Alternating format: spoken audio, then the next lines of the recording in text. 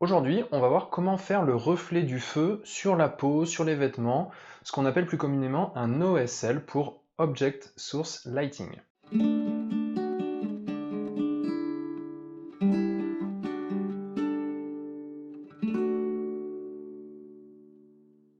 Et salut les copains, bienvenue dans cette nouvelle vidéo. Alors aujourd'hui, comme je le disais en introduction, on va voir comment faire les reflets du feu sur sa figurine. C'est une vidéo que vous m'avez demandé suite à celle que j'ai fait sur la peinture du feu, et c'était sur cette figurine, donc cet explorateur du jeu Monumental, donc là en l'occurrence c'est un explorateur 1K. Donc depuis j'ai fini la peinture, alors j'ai fini la peinture presque, puisque justement j'ai gardé la fin, c'est-à-dire l'OSL, pour cette vidéo. On va voir tout de suite comment on fait ces fameux reflets. Alors je précise tout de suite qu'ici c'est un OSL simple, parce que bien évidemment des OSL on va en trouver de plein de sortes différentes, et notamment ceux qui sont les plus réalistes à mon sens, sont ceux qui vont donner une ambiance à la figurine. Et oui, car comme je l'ai déjà précisé dans ma vidéo sur la théorie de l'OSL, logiquement, une source secondaire de lumière dépend de l'environnement, ou en tout cas, l'effet qu'elle va avoir et la manière dont on va la représenter sur la figurine dépend de l'environnement global. Est-ce que la figurine est en plein jour? Est-ce qu'elle est en pleine nuit? Est-ce qu'elle est dans la pénombre? Est-ce qu'elle va sortir d'une cave? Est-ce que tout ça, ça va vraiment avoir un impact sur l'effet et du coup sur la manière de représenter l'impact de la lumière secondaire sur la figurine. Et bien évidemment, ici, moi, j'ai représenté cette figurine de manière standard initialement, c'est-à-dire comme en plein jour.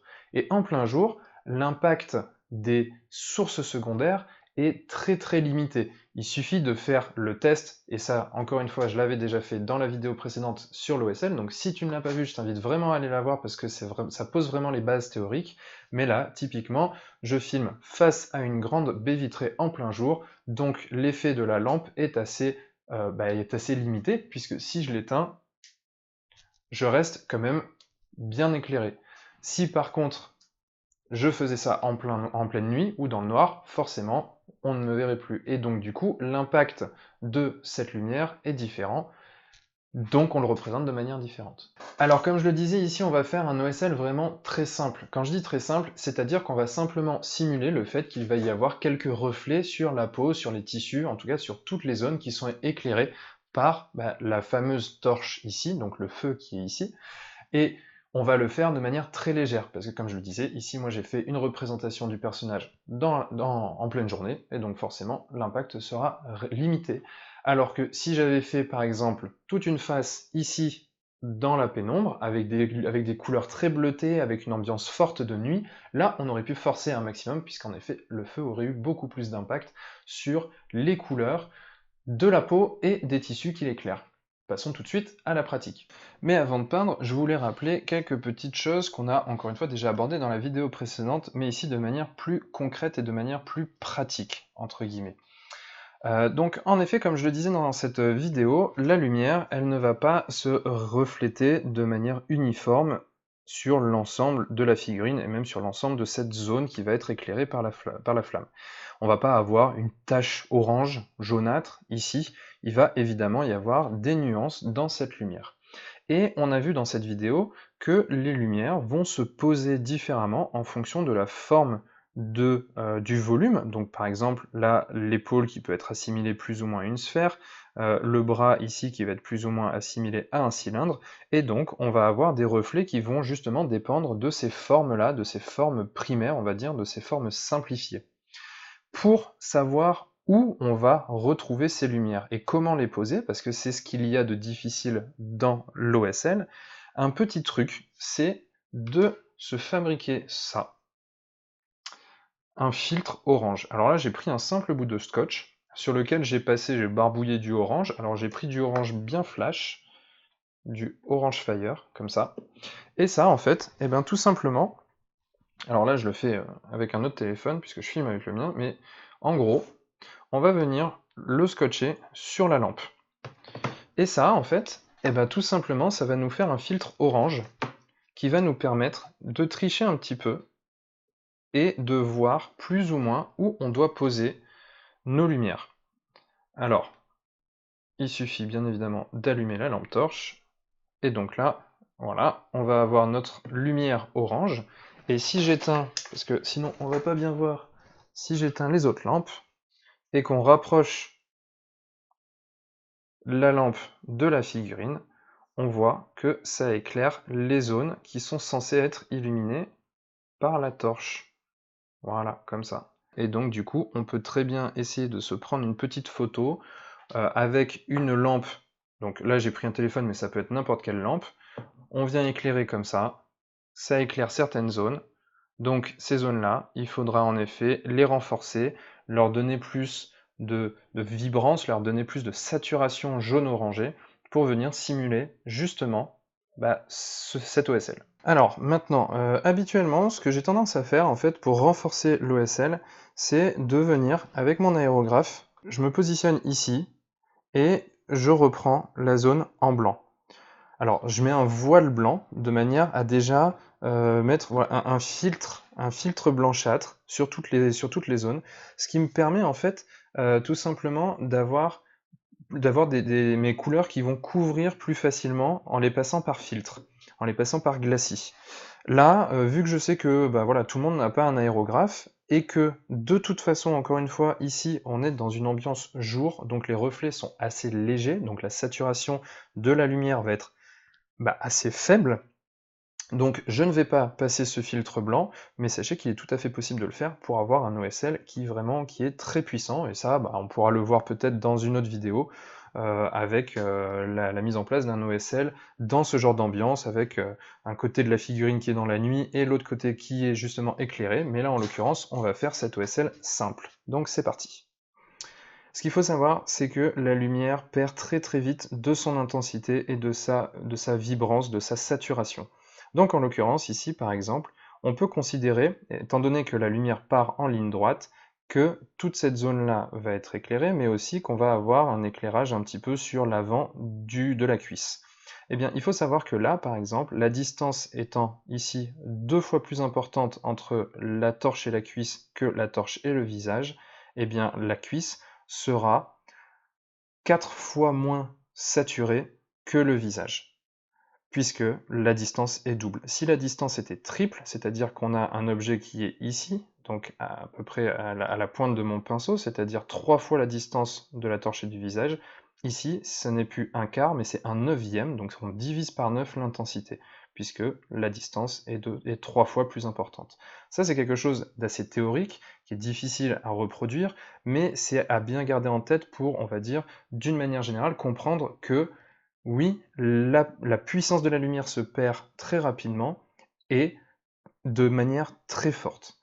Maintenant que ceci est dit, on va commencer par éclairer cette zone-là. On éclairera très légèrement la cuisse. Et pour ça, donc, on va prendre le Gold Yellow et je vais en faire un glacis.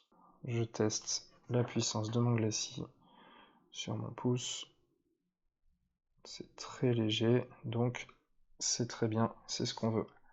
Donc là, le premier volume qui va évidemment être impacté, c'est celui-ci, c'est le plus important, puisque c'est une grosse boule qui est directement pleine face à la lumière. Donc on va venir passer un glacis ici, comme ça. De la même manière, on a ce bout de tissu, ce bout de peau ici, puis le tissu ici. Hop. On a également ici la bretelle. Et petit à petit, avec des passages de glacis, on va venir renforcer cette lumière. Alors, l'important pour que l'effet d'OSL fonctionne, c'est de bien éclairer uniquement la face de ce volume qui est éclairé par la torche. C'est-à-dire que par exemple, si on caricature ici sur la bretelle, on va éclairer, et si on prend par le dessus, comme ça pour mieux voir, on va éclairer avec la lumière principalement ce côté-là, et l'autre côté, on ne va pas y toucher, on va lui laisser sa couleur naturelle. De la même manière, sur le cou, on va venir éclairer ici, le visage, on va venir éclairer ici, mais de l'autre côté, évidemment, on ne va pas toucher. Comme ça, on va vraiment avoir cette impression d'intensité lumineuse ici. Donc là, on va simplement passer des glacis sur tous les volumes qui sont touchés par la lumière, y compris les cheveux, le bandeau ici.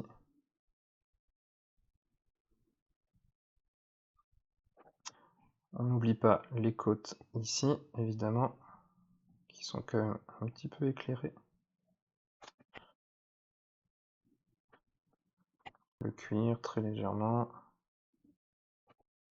Un petit peu le tissu ici, évidemment. Et enfin, on va éclairer un petit peu aussi la cuisse qui est là. Alors là, il faut que je redilue parce que mon glacis commence à s'épaissir. Et donc là, justement, la cuisse est un élément intéressant, puisque comme je le disais, on n'éclaire que la face qui est éclairée par la torche, donc on éclaire cette face-là. L'autre côté, on ne va pas y toucher. Donc on va passer des glacis comme ça, de manière à intensifier cette lumière jaune. Je continue et je vous reprends après. Donc voilà ce que ça donne une fois qu'on a passé nos glacis de jaune. Alors j'en ai pas passé beaucoup et je les ai fait plutôt légers parce que, encore une fois, je le répète, je veux vraiment que l'OSL soit pas trop puissant. Et en fait, là où on commence à voir que cet OSL commence à se dessiner de la bonne manière, c'est en tournant sa figurine. C'est-à-dire que si je la prends dans ce sens-là, on n'a pas cet effet de lumière, tout simplement. Si je la tourne, on commence à voir se dessiner l'effet de lumière comme ça. Et ensuite, au plus je vais la tourner dans le sens de la lumière, au plus elle va être teintée de la lumière correspondante. Et là, typiquement, si je la prends sous cet angle, on ressent vraiment le jaune qui a teinté la peau, le jaune du feu, le jaune de la flamme. Et donc, pour que ça soit réaliste, encore une fois, je l'ai fait de manière à ce que la lumière, se reflète sur tout ce qui peut être en contact en ligne droite, c'est-à-dire le bras, l'épaule, le côté avec les côtes ici, très légèrement la cuisse et encore plus légèrement le haut de cette cuisse ici, le tissu, mais ici on va la renforcer, on va voir comment, le visage et le cou, évidemment, les cheveux un petit peu, ici derrière le haut de la hotte avec le charbon dedans, et aussi des reflets un peu plus légers ici sur les parchemins. J'en ai fait également de manière très légère ici sur l'espèce de pagne devant, et de la même manière j'ai teinté un petit peu le cuir. Donc maintenant, pour le renforcer, moi honnêtement, voilà, je m'arrêterai bien là, parce qu'encore une fois, on est vraiment dans une ambiance de jour, donc là déjà le reflet, pour moi, est suffisant. Maintenant, je vais quand même montrer un petit peu pour aller plus loin, pour renforcer légèrement cette OSL, et notamment en teintant un petit peu avec du orange et du rouge. Donc là, typiquement, moi je voudrais utiliser le orange pour renforcer cet effet, notamment ici sur les tissus et le cuir. Donc là, je prends un orange bien pétant, donc on va y aller tranquille. Pareil, je me fais mon glacis. On vient positionner donc des petits glacis ici. Mais alors, on va pas le faire en fait en fonction de la lumière naturelle, on va pas le faire en fonction de ça, on va le faire en fonction d'une lumière qui vient en latéral comme ça. Donc on va reprendre ici sur le haut des volumes. L'idée en fait, ce qui peut aider, c'est de se mettre comme ça. Voilà, on se met au-dessus on se met en ligne droite, c'est-à-dire qu'on met la source de lumière entre nos yeux et l'endroit qu'on veut peindre. Alors bien sûr, on décale un peu pour voir, mais là en l'occurrence, je veux peindre ici, donc je me mets par-dessus, la lumière vient en ligne droite, donc la lumière vient ici.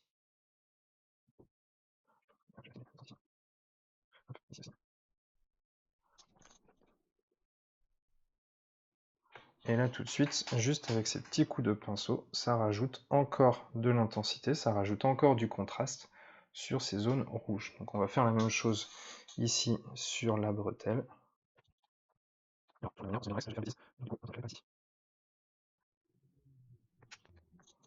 Encore une fois, il faut y aller quand même assez mollo, hein, parce que sinon on se retrouve avec un bonhomme orange, quoi. Et c'est vraiment vraiment pas l'objectif. Là ici on va y aller encore plus doucement, puisqu'on est plus loin de la source de lumière, c'est vraiment pour teinter très légèrement. Il faut quand même que j'ai de la peinture sur le pinceau. Voilà, très légèrement sur les cheveux.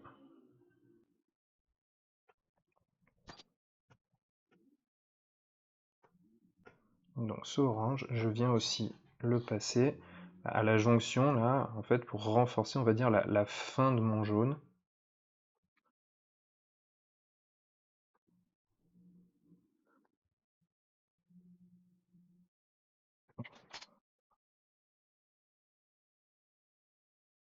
Et voilà ce que ça peut donner.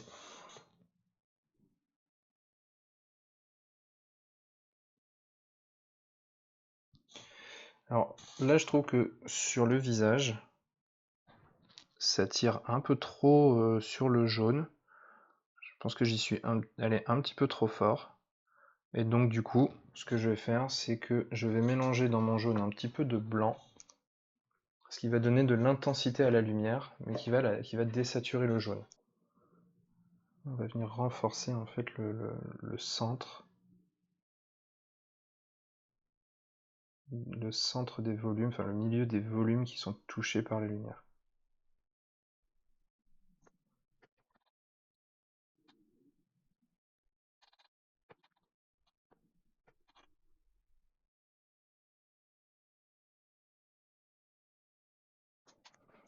Voilà ce que ça peut donner. Donc encore une fois, si on prend notre figurine comme ça, on voit bien que là, on n'a pas du tout l'effet de lumière. Et quand on va le tourner progressivement, on voit apparaître cette lumière sur le visage, sur le pectoral, je sais même pas comment on dit, droit, et puis progressivement sur tout le flanc, puis le bras droit. Voilà, si on le prend par le dessus, comme ça, on voit bien que ici, on a une zone qui est bien jaunâtre, et ce jaune va progressivement s'atténuer pour ici ne plus en avoir. Sur le visage, par exemple, c'est particulièrement vrai, avec le jaune qui s'arrête au niveau de l'arête du nez, sur toute la partie gauche du visage.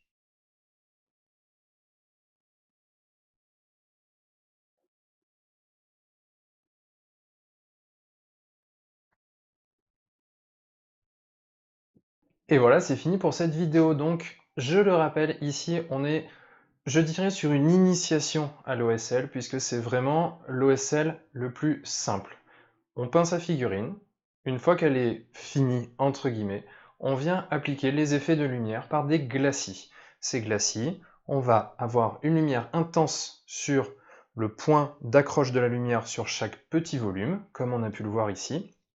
Puis cette lumière, en l'occurrence quand il s'agit du feu, va être plutôt blanche-jaune sur les points de focus et s'étaler sur du orange rougeâtre.